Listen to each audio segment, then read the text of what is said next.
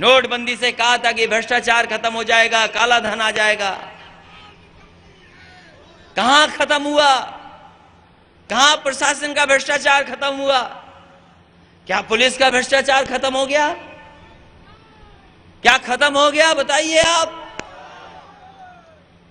तो अगर भारतीय जनता पार्टी के लोग नोटबंदी कर सकते हैं तो यहां के लोग भारतीय जनता पार्टी के लिए वोटबंदी भी कर सकते हैं। बताओ, नोटबंदी का जवाब वोटबंदी होगा कि नहीं होगा? और फिर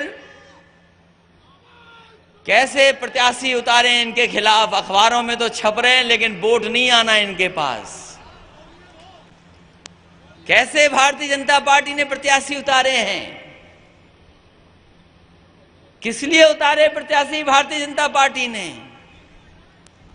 आपके यहां भी ऐसे ही उतारे और हमारे यहां भी ऐसे ही कोई प्रत्याशी उतारा है।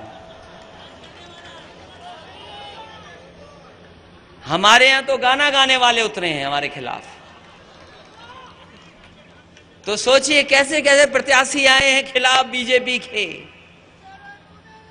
अगर 5 साल सरकार चलाई थी, 2 साल उत्तर प्रदेश की सरकार चलाई थी, तो हमारे प्रत्याशी के सामने कम से कम कोई दमदार प्रत्याशी तो होता, तो दिखता प्रत्याशी है।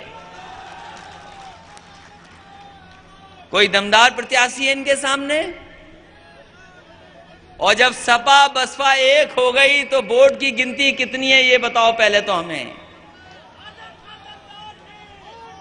अब तो झगड़ा ही खत्म हो गया। हमारी लड़ाई तो इन्हीं से होती थी, बसपा के लोगों से। बताओ, हमारी लड़ाई किससे होती थी?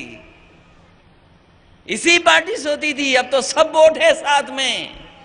और जनता, आप जाने हो ना जाने हो, जिस तरीके से वोट की बारिश हुई है आपके बगल में, कुछ आवाज सुनाई दी वोट की बारिश की? तो कम से कम इतना वोट बरसाना कि आगे वालों की भी नींद खुल जाए और लगेगा कि हां, रामपुर में कुछ वोट बरसा है। बताओ, वोट बरसाओगे कि नहीं बरसाओगे? और हमें तो प्रशासन की शक्ल देख के लग रहा है कि हां, वोट तो इसी पार्टी के पक्ष में, इसी गठबंधन के पक्ष में बरसने जा रहा है। और ये बदलाव सबसे पहले अधिकारियों में आ जाता है। और जो अन्याय हुआ है प्रशासन से, न जाने कितना झूठा और न जाने किस तरीके से अन्याय हुआ है, इसलिए दरवाजा गिरा दिया क्योंकि वो उर्दू दरवाजा है।